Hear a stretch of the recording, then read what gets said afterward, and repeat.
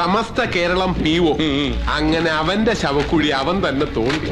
സ്വന്തം പത്രത്തില് പത്രാധിപരെ കുറിച്ചൊരു മോശം വാർത്ത വരുന്നത് ഒരു ഭാഗ്യമല്ലേ ചാണ്ടി? നീ വാർത്ത വായിക്കേ.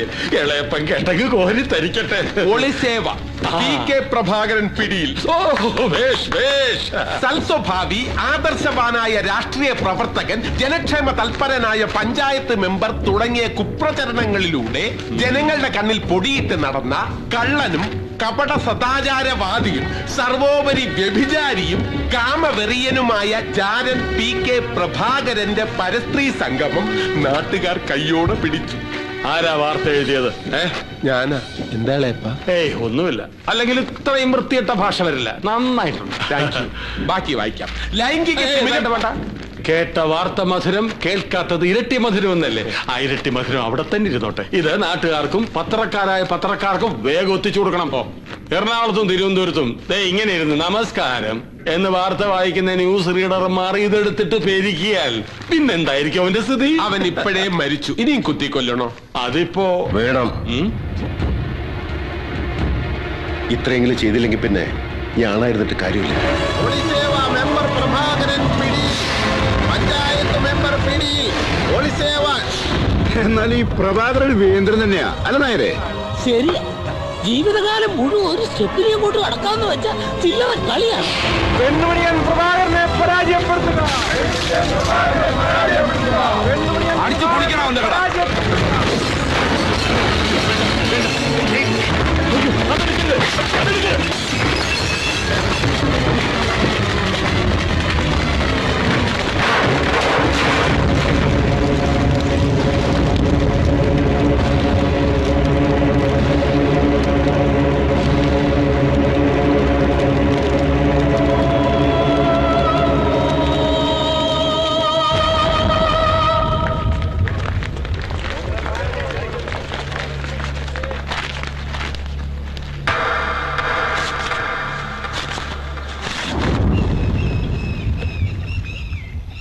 പ്രഭാര,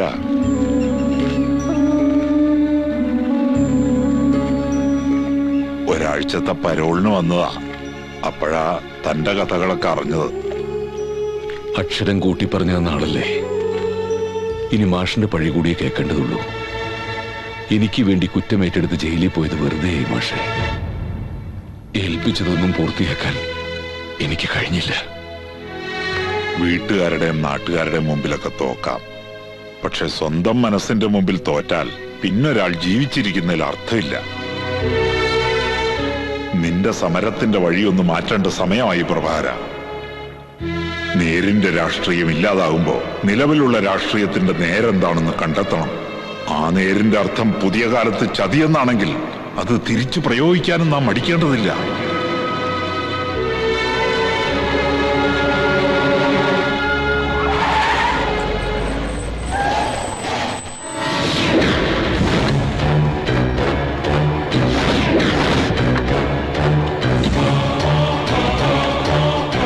അതെ രാമകൃഷ്ണൻ, മൈക്കിൾ. പക്ഷേ ആ പേരിൽ തന്റെ മകളെന്നെ അറിയില്ല. അവൾക്ക് ഞാൻ മൈക്കിൾ അല്ല, ക്രിസ്റ്റി തോമസ്. ആരാ രാമകൃഷ്ണ ഇത്?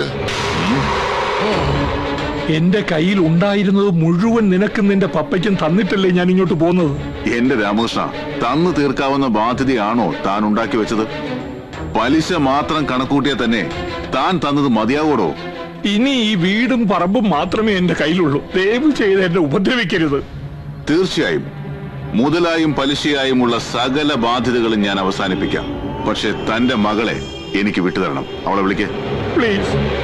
എന്നോട് കരുണ കാണിക്കണം.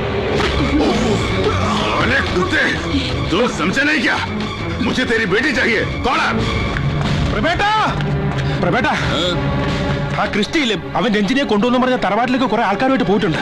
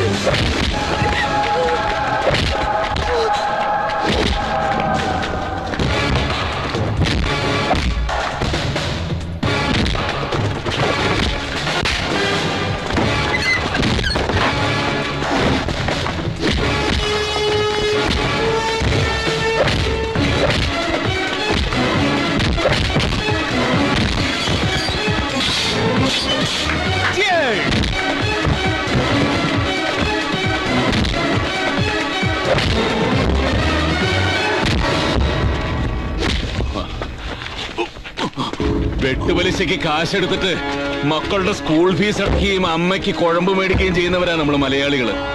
കെണിയാണെന്നറിഞ്ഞിട്ടും നിന്നെ പോലുള്ളവർക്ക് തലവെച്ച് തരുന്നതേ വേറെ ഗതിയില്ലാത്തതുകൊണ്ടാ. അത് തിരിച്ചു വേണമെന്ന് വാശി പിടിക്കുന്നത് കഷ്ടല്ലേ മക്കളെ? അതുകൊണ്ട് പോയത് പോയി എന്ന് കരുതി മോൻ ചെല്ല്. ഓടാ.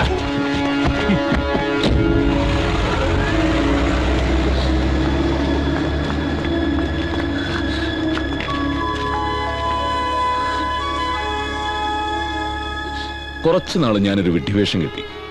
നിന്റെ മനസ്സിൽ ഇടമില്ലെന്നറിയാതെയാ ഞാൻ ഓരോന്ന് കാട്ടിക്കൂട്ടിയത്. അർഹതയില്ലാത്തടത്ത് കയറിപ്പറ്റാൻ ശ്രമിച്ചത് അതെന്റെ തെറ്റാ. പ്രഭേ, എന്റെ മോൾക്കൊരു അബദ്ധം പറ്റി എന്നുള്ളത് സത്യ. പക്ഷെ ഇപ്പൊ ഇവളുടെ മനസ്സിൽ നിനക്കൊരു സ്ഥാനമുണ്ട്. ഇവളുടെ തെറ്റ് പൊറുക്കാൻ നിനക്ക് പറ്റുമെങ്കിൽ.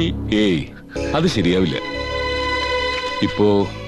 ഇപ്പൊ നിന്റെ മനസ്സിൽ ക്രിസ്റ്റിയോടുള്ള തീരാത്ത പകയാ. ആ പകയാണ് എന്നോടുള്ള ഇഷ്ടമായിട്ട് മാറിയിരിക്കുന്നത്. കുറച്ചു കാലം കഴിയുമ്പോ നീ ക്രിസ്റ്റിയെ മറക്കും. അപ്പൊരു പക്ഷേ ഞാനാവേണ്ടിയിരുന്നില്ല ഭർത്താവിന്റെ സ്ഥാനത്തു നിന്നൊരു തോന്നൽ നിനക്കുണ്ടാവും. ആ സമയത്ത് ചിലപ്പോ എനിക്ക് സഹിക്കാൻ കഴിഞ്ഞൊന്നും വരില്ല. നിനക്ക് പറ്റിയ നല്ലൊരാളതാ അച്ഛൻ കണ്ടെത്തി തരും. എട്ടാം വാർഡിലെ തിരഞ്ഞെടുപ്പിൽ കുരിശുപള്ളിക്കൽ അവറാച്ചൻ വിജയിച്ചിരിക്കുന്നു.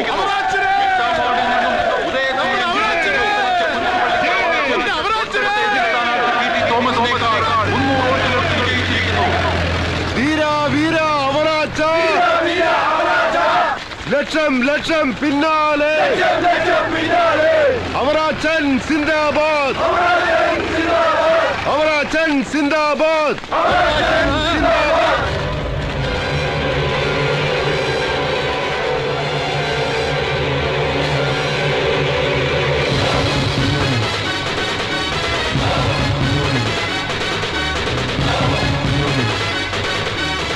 അവനെ അടിച്ചു നിർത്താൻ പറയട്ടെ. വരട്ടെ.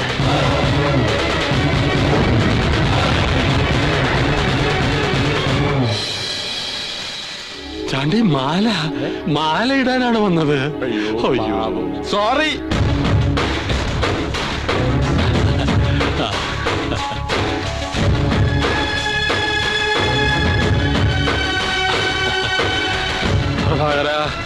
സന്തോഷം.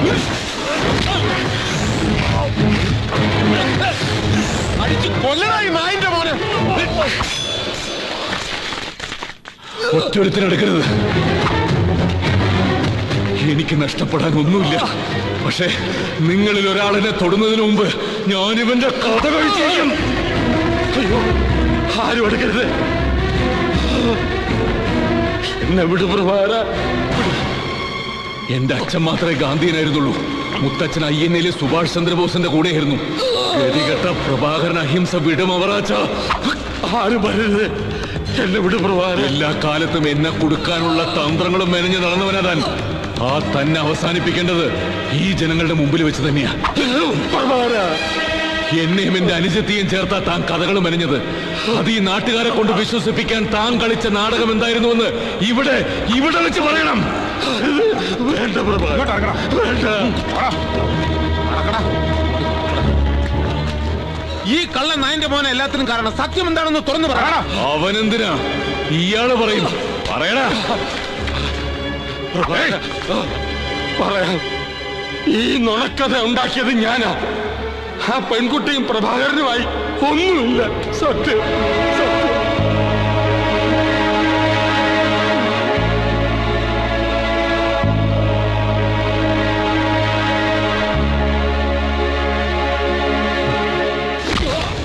അവറാച്ച, താൻ എനിക്കെതിരെ എടുത്ത് പയറ്റിയതൊരു പഴയ അടവ.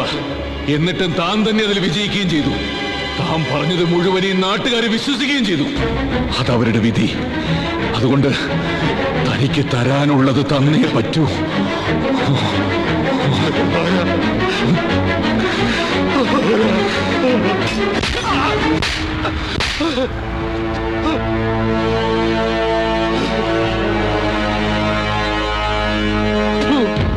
വാടാ.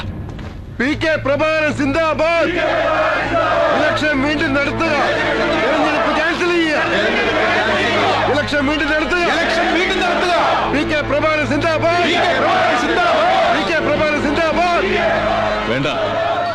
ഇടതായാലും വലതായാലും ആര് കൊളുത്തിവിട്ടാലും മുകളിൽ ചെന്ന് പൊട്ടാനുള്ള യോഗമേ ഇവർക്കൊക്കെ ഉള്ളൂ.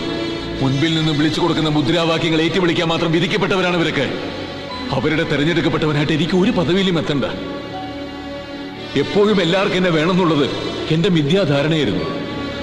പ്രഭാകരൻ തോറ്റു, എന്നേക്കുമായിട്ട് തോറ്റു.